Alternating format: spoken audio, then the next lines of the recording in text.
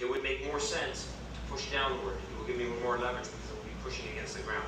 But for these purposes, I'm going to be threading in an upward direction, just so you can see a little bit better with the camera.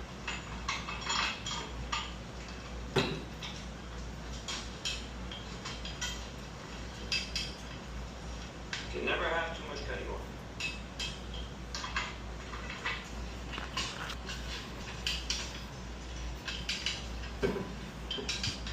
So you can do about a half a turn or a full turn, apply cutting oil. If you don't have an oiler, remember you can always use, either buy an oiler from a local hardware store, or just buy a 1 liter bottle from your plumbing supplier, and that has a little spout at the end that will allow you to control the output of the oil, that will allow you to spill out the oil in a controlled fashion. So as you